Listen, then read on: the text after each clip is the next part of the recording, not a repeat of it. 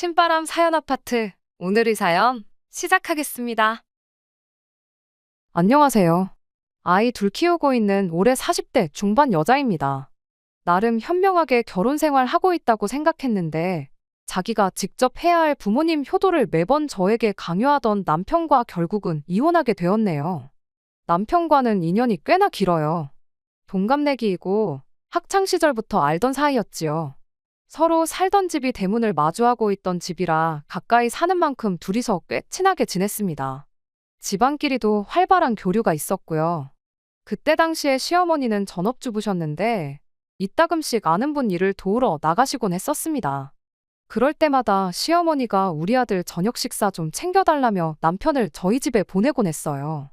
한 달에 열흘은 남편이 저희 집에서 저녁 식사도 같이 하고 그랬습니다. 남편 성격이 그때부터 꽤나 싹싹했던 편이라 맨입으로 밥만 얻어먹을 수는 없다며 저희 집 집안일도 돕고 그랬었습니다. 그때는 저랑은 그냥 친구 사이였지 그 이상도 그 이하도 아니었어요.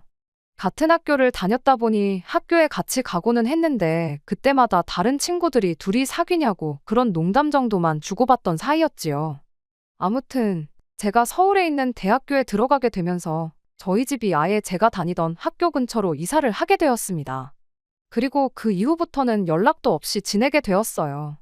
그렇게 남편이라는 존재가 제 기억에서 희미해져 갈 때쯤 정말 우연한 기회로 남편을 다시 만나게 되었습니다. 과거 기억과는 사뭇 달라진 서로의 모습에 오랜만에 재회한 친구 사이가 결국엔 연인 사이로 발전하게 되었고요. 그렇게 2년 정도 만났나 저희 집에서 남편과 제가 연애를 하고 있다는 사실을 알게 되고부터는 저희 친정어머니가 은근히 제가 남편과 결혼하기를 원하셨어요. 어릴 적 기억에 싹싹하고 부침성 좋은 남편의 모습을 기억하고 계셨던 거죠. 양쪽 집안의 교류가 자주 있던 편이다 보니 시어머니도 저를 기억하고 계셨어요. 어렸을 때 가까이 살던 것부터 이렇게 재회하게 된 게 하늘이 점지해준 인연이라며 결혼을 환영하셨죠. 그때까지만 해도 시어머니의 아들을 향한 집착이 이 정도까지 심할 줄은 몰랐습니다. 그리고 그런 시어머니에 대한 남편의 마음 또한 어마무시하게 애틋하다는 것도요. 연애 초반에 저희가 이사를 나가고 몇 년 지나지 않아서 아버님이 돌아가셨다는 이야기를 들었어요. 일터에서 불의의 사고를 당하셨다고 합니다. 그래도 보상금이며 보험 같은 게 있어서 그동안 사는데 큰 고생은 안 하셨다고 해요. 그 직후에 그렇게 받은 돈을 가지고 서울로 삶의 터전을 옮기게 되었던 거고 그렇게 우연찮게 저를 재회하게 되었던 거였죠. 하늘이 맺어준 인연이라 떠들며 저희 결혼을 열렬히 환영해 주셨던 말과는 다르게 결혼 후 시간이 지남에 따라 저를 향한 시어머니의 태도는 그야말로 180도 돌변했습니다. 처음에는 이혼까지 해야 할 만큼은 아니었어요. 딱히 못되게 한 것도 없지만 그렇다고 해서 저한테 엄청나게 잘해주거나 하지는 않았죠. 그냥 보통의 평범한 시어머니와 며느리 관계였다고 보시면 될 것 같아요. 아무리 오래전부터 알았고 집안끼리도 왕래가 있었다고 한들 그게 꼭 저와 시어머니가 고부관계가 아니라 모녀관계 같을 필요는 없는 거잖아요. 시어머니가 어떤 며느리상을 원했는지는 모르지만 저는 딱 남들 하는 만큼만 했어요. 제 스스로 시어머니한테 엄청 잘했다고 자부하지는 못하지만 남들 하는 만큼 이상은 했다고 생각합니다. 굳이 명절이나 생신, 어버이날 같은 날만 아니라 한 달에 2번 이상은 꼭 시댁에 인사드리러 들렀어요. 꼭 주말이 아니더라도 퇴근길에 남편과 함께 시댁에 다녀오고 그랬죠. 아무래도 아들 장가 보내고 혼자 지내게 되셨으니 혼자 지내는 게 외롭진 않을까 싶어서 친정보다 더 많이 신경을 썼습니다. 이만큼 신경을 써주는 걸 고마워하라고 남편에게 생색 한 번 낸 적 없었어요. 지금 와서 생각해보면 치사해 보일지라도 생색은 좀 낼 걸 그랬나 봐요. 그랬다면 제가 이만큼 시어머니를 신경 쓰고 있었다는 걸 당연하게 여기는 게 아니라 눈꽃만치라도 고마워하거나 했을 수도 있었을 텐데 말입니다. 아무튼 이 정도까지 제가 해서 그랬던 건지 그때까지는 시어머니도 정신이 멀쩡해서 그랬던 건지 모르겠지만 결혼 생활 초반에는 시어머니와는 달리 큰 문제가 없었어요. 아니, 없었다고 저 혼자 착각했던 걸 수도 있습니다. 매번 남편과 시댁에 그렇게 방문을 했을 때면 시어머니는 항상 아들인 남편 걱정만 그렇게 해대셨거든요. 그냥 해주는 걱정이면 안부인사 정도로 받아들이겠는데 시어머니는 늘 저를 앞에다 두고 남편한테 살이 좀 빠진 것 같다느니 끼니는 제대로 챙겨 먹고 다니고 있냐느니 하면서 질문을 하셨어요. 그때는 왜 그걸 저한테 내 아들 굶기지 말고 밥 좀 잘 챙겨주라고 눈치를 주는 거라는 생각을 못 했는지. 뭐, 그때 알았다고 한들 시어머니가 남편 밥 잘 좀 챙겨주라고 했다 해서 이혼까지 하지는 않았을 테지만요. 아무튼 시어머니가 조금씩 돌변하기 시작한 건 우리 쌍둥이 아이가 생기면서부터였습니다. 저희가 그때 당시에는 차가 없었거든요. 저희 집에서 시댁까지 대중교통으로는 40분 정도 거리였는데 부름배 이끌고 지하철 타고 가기에는 무리가 있었어요.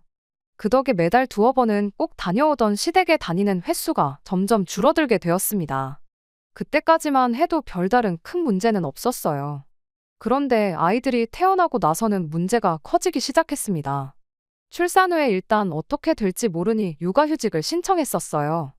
지금도 육아휴직 쓰는 게 엄청 눈치 보인다고들 하는데 그때 당시에는 더더욱 눈치가 보였습니다.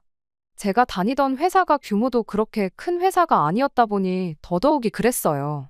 하지만 운이 좋게도 회사 사장님이 그런 데에 있어서는 참 오픈마인드셨어요. 그렇게 1년의 시간을 벌 수 있었습니다. 정말 다행이라 생각했지요. 그렇게 출산 후 조리원을 다녀와서 본격적인 육아를 시작하게 되었습니다. 제가 뭐 엄마 경력이 있던 것도 아니고 아이를 몇 명이고 낳아본 적이 있던 것도 아니었고 아이를 키워본 적이 있던 것도 아닌데다가 마침 또 저희 아이들이 쌍둥이였던지라 처음에는 정말 어떻게 해야 할지 막막했어요. 그때 친정어머니께서 직접 저희 집까지 찾아오시면서 육아를 도와주셨습니다. 거의 매일같이 찾아오셔서 종일 저를 도와주시고 남편 퇴근할 때 맞춰서 집으로 돌아가시고 하셨어요. 약속이 있으신 날이면 볼일 다 보시고 나서 저희 집에 찾아와서 도와주셨고요. 늘 남편 집에 올 시간 맞춰서 돌아가셨는데 볼일 때문에 조금 늦게 도착한 그런 날이면 남편 퇴근하고도 한 30분에서 1시간 정도 더 계시다 가셨습니다. 뭐라도 하다 더 도와주고 싶으신 그런 마음 때문에 그러셨던 거예요. 저 대신 아이를 봐주시기도 하셨고 아니면 저 대신 다른 집안일을 도와주시거나 하는 식이셨습니다. 그런데 언젠가부터 어머니가 그렇게 저희 집에 와 계시는 걸 가지고 남편이 조금 불편하다는 내색을 하기 시작했어요. 힘들게 일하고 퇴근해서 집에 왔는데 장모님 계시면 쉬는 게 눈치가 보인다고요. 어릴 적에는 저희 집에 저녁 식사 얻어먹으러 와서 집안일도 도와드리고 그렇게 싹싹하게 굴어놓고는 지금도 신세 지는 건 매한가지인데 왜 저러나 싶었죠. 10년이나 더 지난 이야기였으니 성격이 충분히 바뀔 수 있는 법이라고 이해하려 했지만 아쉬운 건 어쩔 수 없었어요. 친정어머니가 뭐 엄청난 거 바라고 오시는 것도 아니었고 막말로 제가 남이 자식들 어디서 데려와 키우는 것도 아니고 우리 자식 키우는 건데 말이죠. 괜히 친정어머니가 눈치 보실까봐 남편이 그런 말 꺼냈다는 건 일부러 전하지 않았어요.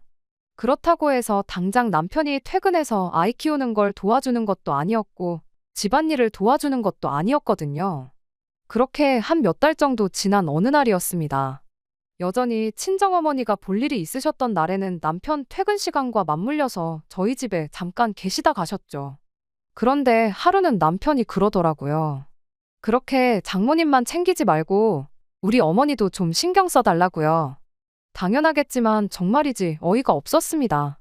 친정어머니가 저희 집에 뭐 놀러 오시는 것도 아니고 육아며 집안일이며 잔뜩 도와주시고 고생이란 고생은 다 하고 가시는데 그걸 두고 제가 친정어머니만 챙긴다고 말하는 게 웃기지도 않더라고요. 제가 대번에 날카로워져서 시어머니도 신경 써달라는 게 무슨 말이냐고 물어봤어요. 그랬더니 우리 어머니 집에서 혼자 지내시는데 얼마나 외로우시겠냐고 요즘 제대로 찾아뵌 적도 없는데 좀 신경 좀 써주면 좋겠어서 꺼낸 말이다 하더라고요. 그냥 듣고 넘기긴 그래서 남편한테 곧바로 한마디 했어요. 친정어머니가 여기 오셔서 뭐 놀다가 가시는 줄 아느냐고 참 어이없다고요. 당신 퇴근하고 와서 우리 엄마가 계신다고 해서 뭐 집안일을 도와주는 척이라도 하는 것도 아니지 않냐고. 집에 와서 씻고 나와 나나 우리 엄마가 차려준 밥 먹고 나서 소파에 앉아서 TV 보는 게 전부이지 않느냐. 가만히 있어도 알아서 해주는 사람이 둘이나 되는데 불편하기는 뭐가 불편하다는 거냐고 그렇게 따져 물었죠. 안 그래도 친정어머니가 땡전 한 푼 안 받고 안 하셔도 되는 고생을 사서 하시는 모습 보면 자식된 마음으로 죄송스러운 마음뿐이었는데 잘 됐다고 이참에 시어머니한테 혼자 계시는 게 외롭고 쓸쓸하면 우리 집으로 오시라고 하라 했어요. 와서 친정어머니가 하시듯이 집안일도 도와주고 아이 돌보는 것도 도와주시고 그러면 되는 거 아니겠냐고, 그러면 공평한 거 아니냐고요. 그랬더니 남편이 뭐가 그렇게 고가운지 아무 말도 안 하고 어금니만 꽉 깨물고 가만히 있더라고요. 그래서 한마디 더 했습니다. 그리고 그렇게 어머니 걱정돼서 챙기고 싶으면 당신이 시댁 가서 직접 챙기면 되지. 왜 나한테 그러냐고 했어요. 퇴근길에 시댁 들러서 시어머니하고 시간 보내다 오라고. 그럼 당신은 시어머니 챙겨서 좋고 나는 친정어머니가 단 1분이라도 이 집에 더 계시면서 애 봐주는 거 도와주시고 하면 더 편해서 좋은 거 아니겠냐고요. 말씀드렸다시피 쌍둥이 태어나고 나서는 물론이고 아이들 때문에 배불렀을 때부터 자주 왕래하던 시댁의 발길을 끄는 건 사실입니다. 하지만 상황이 여의치 않아서 그랬던 거고, 그때도 남편은 죽어도 혼자서 지발로 시댁에 다녀오는 법이 없었거든요. 차라리 그간 혼자라도 계속 다녔으면 제가 미안해라도 했을 텐데 참 어이가 없었습니다. 아무튼 남편이 저와 그렇게 다투고 나서 어깃장을 부리는 건지 결국엔 혼자 엄마 챙기고 오겠다며 퇴근길에 시댁으로 가더라고요. 그런데 남편 혼자 시댁에 다녀온 일로 시어머니가 아주 노발대발 난리가 났습니다. 그날 남편이 시댁에 도착하자마자 저한테 전화를 해서는 어디 며느리가 남편만 혼자 시댁을 보낼 생각을 하냐며 저한테 호통을 치셨죠. 이딴 식으로 며느리 노릇 할 생각이면 아예 앞으로 나보고 살 생각은 하지 말라는 둥. 정말 거치는 것 하나 없이 아무 말이나 쏟아부으셨어요. 그때는 저도 참 할 말이 많았지만 그래도 시어머니와 며느리 관계니 아무 말 않고 시어머니 하는 말을 듣고만 있었습니다. 잘못한 게 하나도 없는데 죄송하다는 말까지 했지요.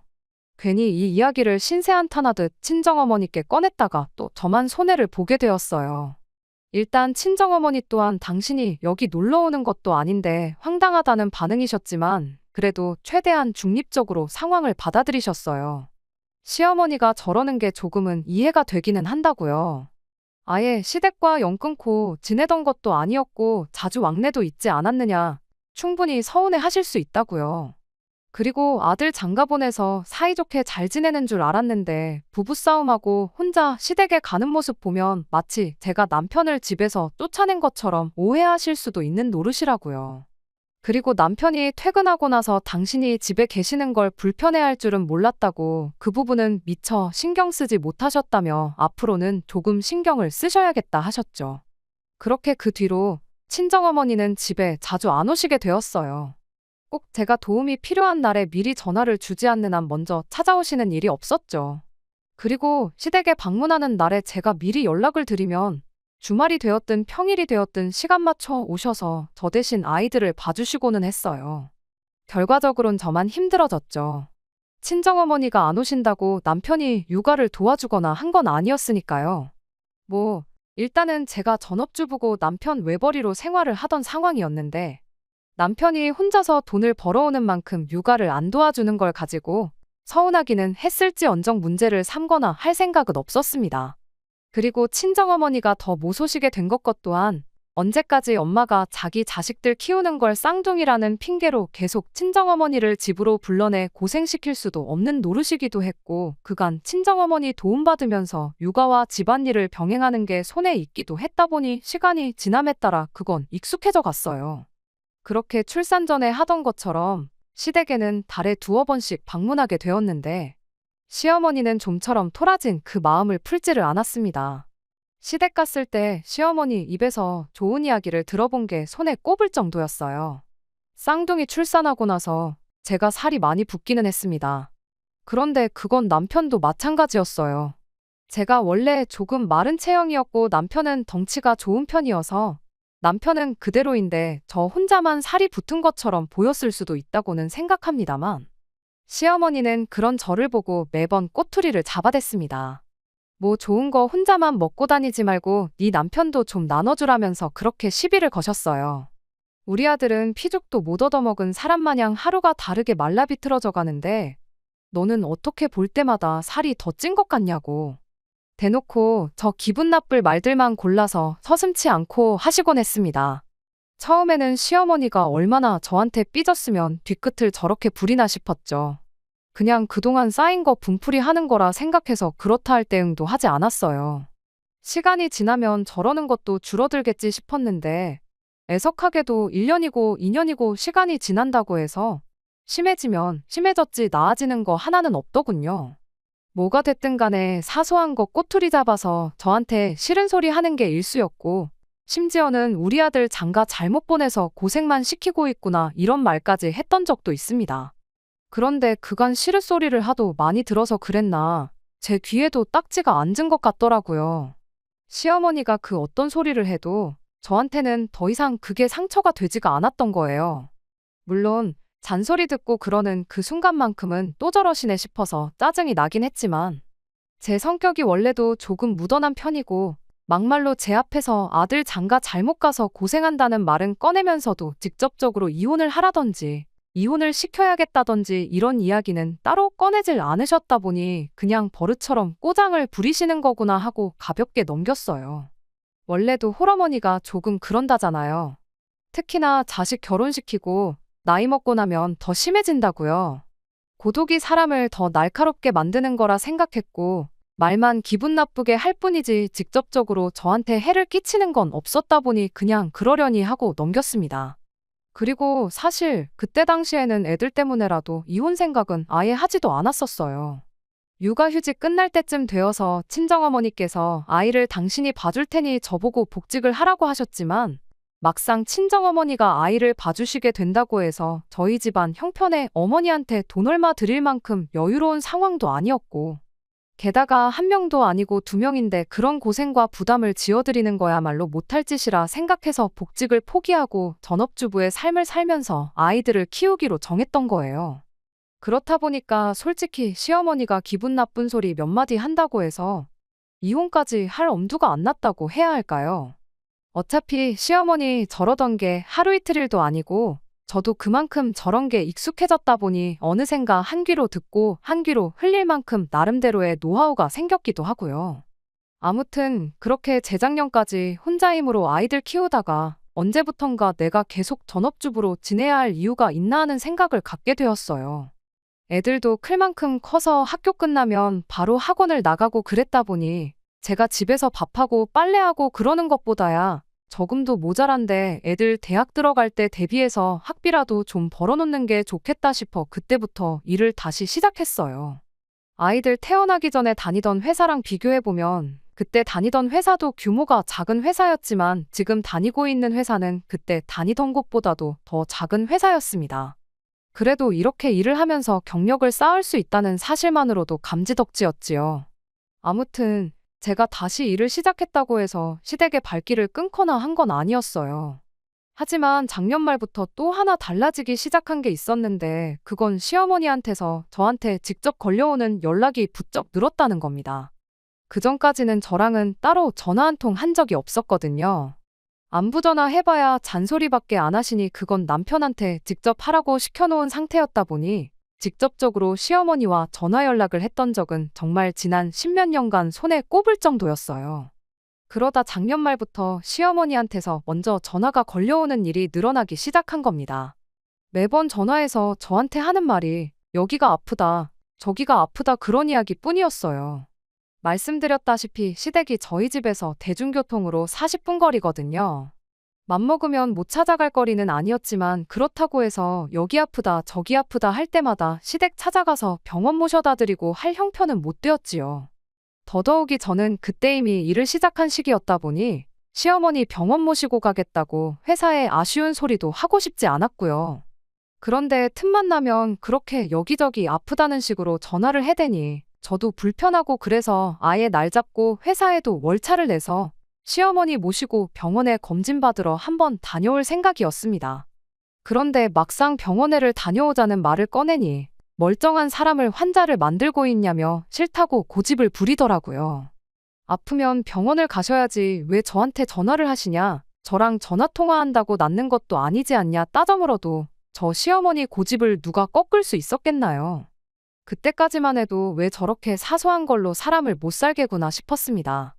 그게 합가하려고 개수작을 부리는 거라고는 상상도 못했어요. 그렇게 날이면 날마다 시어머니 앓는 소리 들어가며 하루하루 보내던 와중에 올해 봄 지나서 남편이 난데없이 이제는 시어머니 모시고 같이 살 때가 되지 않았냐는 말을 꺼내왔습니다.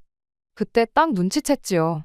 시어머니가 그간 병원은 문턱도 안 넘어보고 저한테 전화해서 아프다고 노래를 부르셨던 진짜 이유가 이걸 노렸다는 걸 말이에요.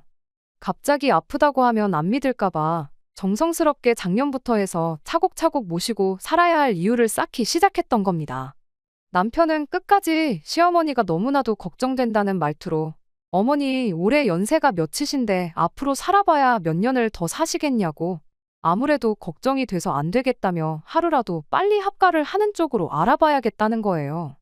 아버지 돌아가셨을 때도 자기가 그렇다 할 효도 한번 못 해보고 보내드린 게 평생 후회가 되는데 어머님이 저러다 돌아가시기라도 하면 얼마나 더 큰 후회가 남겠냐고요. 그래서 제가 남편한테 그러냐고 당신 말 틀린 거 하나 없다고. 그럼 당장이라도 내일부터 모시고 살아야겠다고 한마디 대답해줬습니다. 제 입에서 그런 대답이 나올 거라고는 생각도 못했는지 남편이 두 눈을 휘둥그레 뜨고는 저를 쳐다보더라고요. 얼마나 당황했는지 말까지 더듬으면서 그럼 내일부터 모시는 걸로 하면 되는 거냐 되묻기까지 하더군요. 남편한테 당연한 거 아니겠냐고 자식이 부모한테 효도한다고 하는데 못하게 하는 게 더 이상한 거 아니겠냐고 말해주고 한마디 더 해줬습니다. 우리는 걱정 말라고 얼마나 다행이냐 내가 직장 구해서 돈 벌기 시작해서 다른 건 몰라도 우리 생활비랑 애들 학원비는 늦지 않게 보내달라고 했어요. 시어머니 와서 지낼 장소라도 미리 마련해 놓으려던 건지 이방저방 돌아다니면서 두리번거리던 남편이 제 말이 끝나기 무섭게 뒤를 돌아봤죠. 방금까지는 어안이벙벙하긴 하지만 어쨌든 시어머니 모시고 살자는 제 말에 기뻐 보이던 남편 표정이 생활비 늦지 않게 보내라는 말은 무슨 소린가 하는 표정으로 바뀌어서 저를 쳐다보고 있었어요. 아니나 다를까 생활비랑 학원비는 무슨 말이냐고 저한테 물어보더라고요. 그래서 남편에게 당신은 내일부터 어머님 모시고 살게 될 거 아니냐고. 그렇다고 해서 우리가 밥 굶고 애들 학원도 못 다니게 할 수도 없는 노릇 아니겠냐고 했죠. 어머님 모시고 살면서 생활비가 들어갈 테니 여지껏 보내던 만큼 보내라고는 하지 않겠다고. 나도 애들 대학교 들어갈 때를 대비해서 돈을 모으고 있긴 하지만 이젠 우리 생활비는 내가 벌어온 돈에서 어느 정도 보태겠다고 했습니다.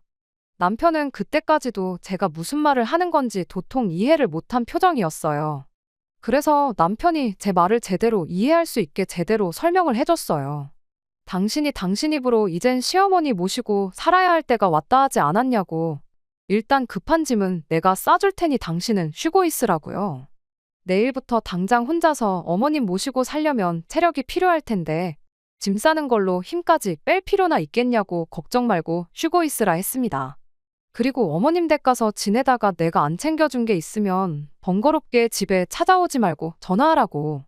그러면 내가 택배로 따로 보내주겠다고 했더니 남편이 지금 내 말을 잘못 이해한 것 같은데 어머니 모시고 살겠다는 건 우리 집에 어머니를 모셔오겠다는 소리라고 설명을 하기 시작했습니다.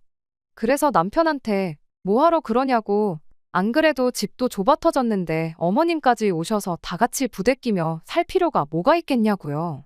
우리 방 애들 방 하면 빈 방이라고는 베란다밖에 없는데 당장 어머님을 베란다에 모실 수도 없는 노릇 아니겠냐. 누가 봐도 당신 혼자 짐 싸서 어머님 댁으로 나가는 것만큼 좋은 방법이 없는 거 모르냐고 한마디 더 해줬습니다.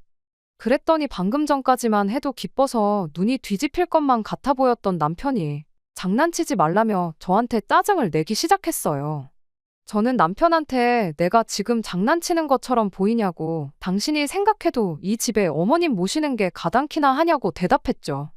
남편은 방법이 왜 없냐고 당장 어머님 댁 전세금을 빼서 그 돈을 합쳐다가 더 큰 집으로 이사 나가면 되는 거 아니겠냐고 저한테 따져묻길래 제가 어머님 댁 전세금이 얼마나 되느냐고 물어봤어요. 정확한 금액은 몰랐지만 시어머니가 엄청 좋은 집에 사셨던 게 아니었거든요. 다층주택 1층에 부엌하고 거실에 화장실 딸린 방 하나 얻어서 살고 계셨는데 아무리 좋게 쳐줘봐야 1억 이상을 넘을 수 없다고 생각했어요. 그리고 제 예상은 어느 정도 맞았습니다. 전세금 빼면 1억 2천 정도 나온다길래 남편한테 현실적으로 생각해보라고 우리 집 팔아서 1억 2천 더 보탠다고 해서 얼마나 큰 집으로 이사를 갈 수 있겠냐고. 내 말대로 당신 혼자 어머님 댁 가서 어머님 모시고 효도하는 것만큼 좋은 방법이 없다고 한마디 해줬지요. 그랬더니 남편이 뭐 서울만 집이냐고, 경기도 이런 데 가면 지금 우리 집보다 훨씬 좋은 신축 아파트를 더 싸게 들어갈 수 있다는 거예요. 남편한테 애들이 지금 얼마나 중요한 시기인데 갑자기 이사를 가자고 하는 거냐고. 어머님 모시는 것도 중요하지만 애들 미래도 중요한 거 아니겠냐 했더니 더 말을 못 하더라고요.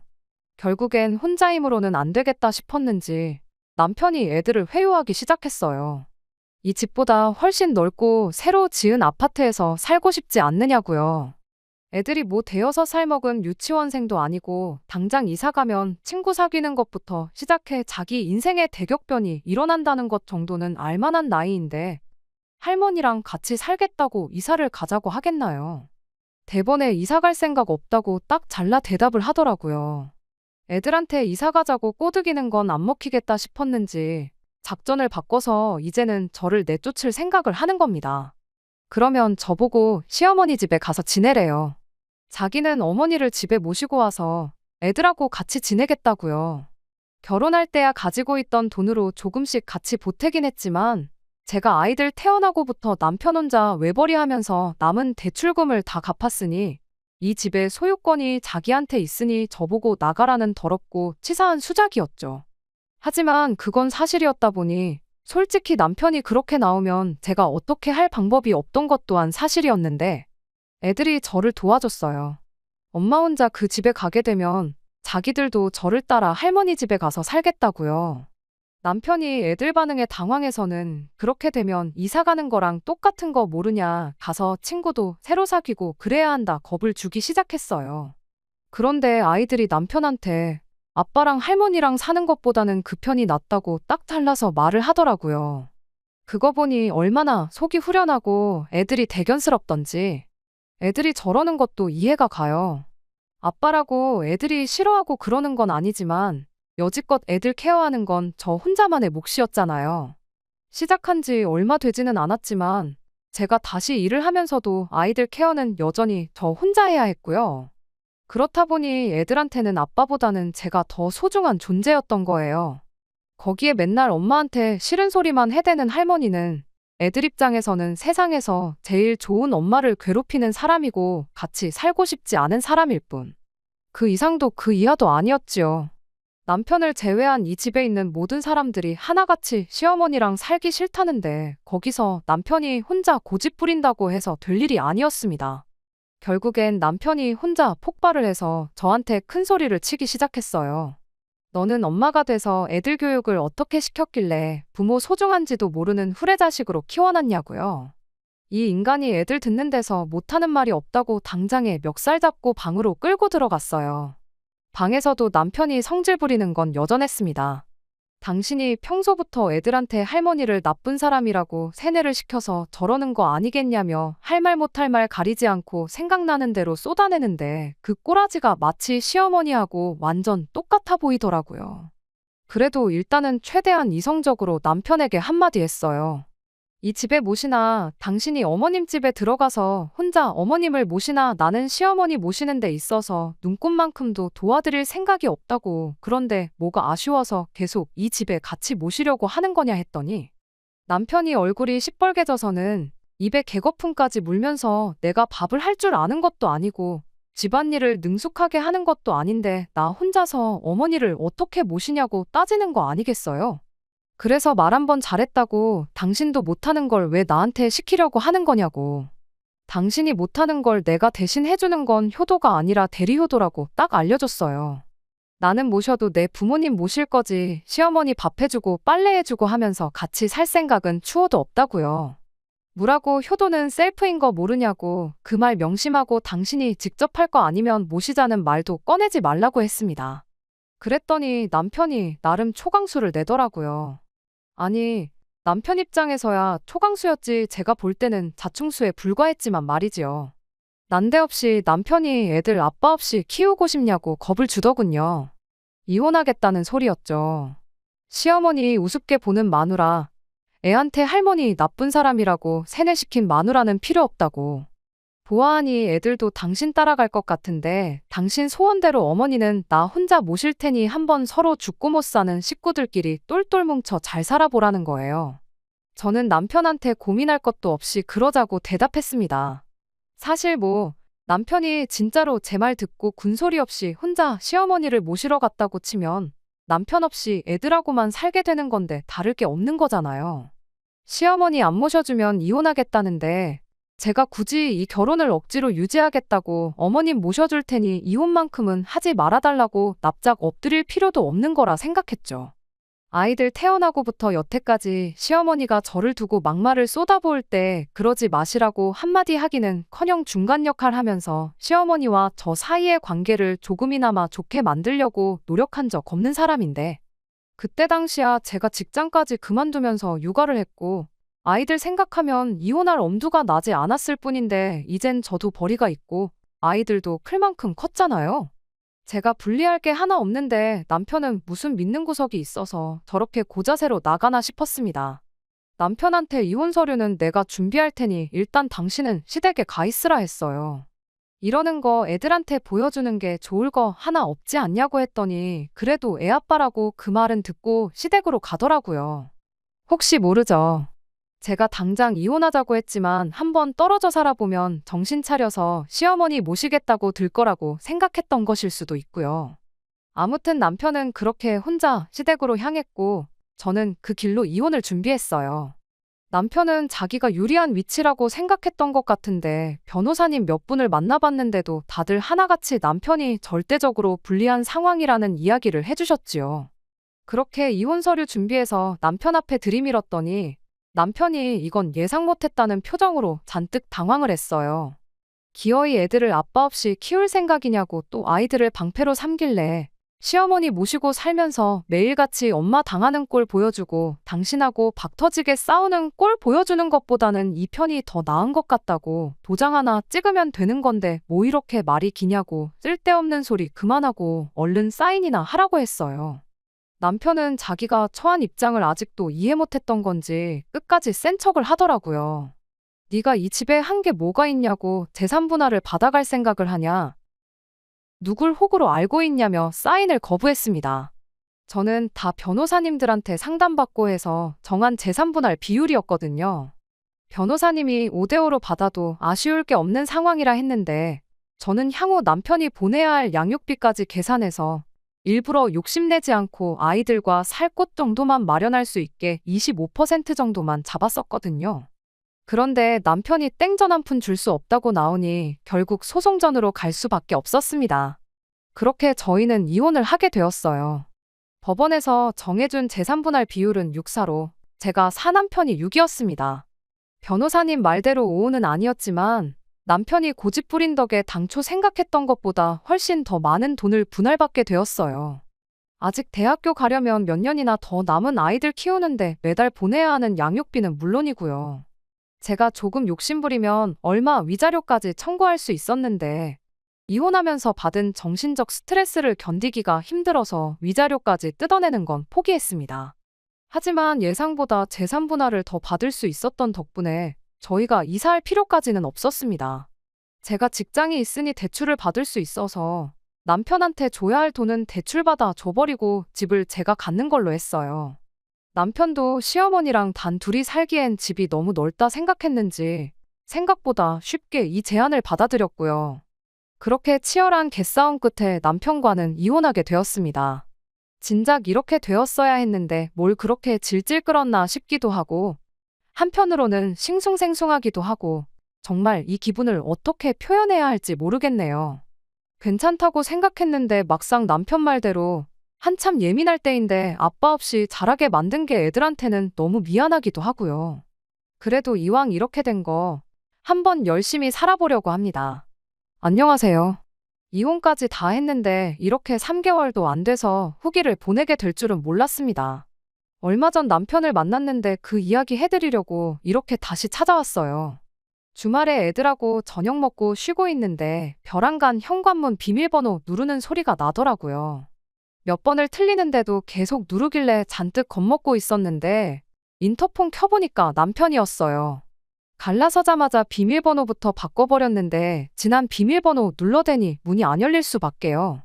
아무튼 남편한테 연락도 없이 무슨 일로 왔냐고 애들 보고 싶어서 온 거면 다음부터는 정해진 날짜에 오라고 한마디 했더니 다짜고짜 제 앞에 무릎을 꿇더니 자기가 정말 전부 다 미안하다며 저한테 살려달라고 사과를 하기 시작했어요.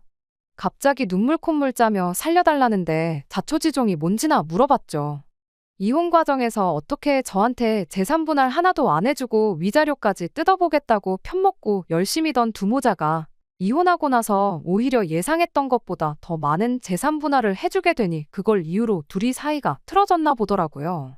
시어머니 입장에서는 아들 집에 합가해서 며느리 효도받으며 살 계획이었는데 난데없이 개털이 된 아들이 당신 집에 들어와서 다시 살게 되고 그것도 모자라 밥까지 해서 먹여야 되고 옷까지 빨아다가 다려입혀서 출근까지 시켜야 하니 답이 안 나왔던 겁니다. 그래서 시어머니가 남편한테 이대로 가다간 너 때문에 내 명예 못 살겠다고 남편 보고 나가 살라 말하고 집에서 쫓아내버렸다네요. 재산 분할에 간 돈이 있어서 당장 혼자 지낼 곳 구하는 건 문제가 없었는데 남편 월급이 엄청 많은 것도 아닌데 애들 양육비에 시어머니 용돈까지 드리는 건 한계가 있었나 봐요. 그뿐이겠나요. 당장 자기가 밥을 할 줄 아는 것도 아니니 자기 생활비에 먹는 것까지 전부 사 먹어야 했으니 남편 월급으로는 택도 없었던 거죠. 돈을 모으기는커녕 그나마 얼마 남은 돈 파먹으면서 살게 생겼는데 이러다간 5년 내로 쥐뿔도 없는 알그지가 된다고 자기 좀 살려달라고 찾아온 거예요. 받아만 준다면 시어머니하고는 영원히 연 끊고 가족들을 위해 살겠다고 하더라고요.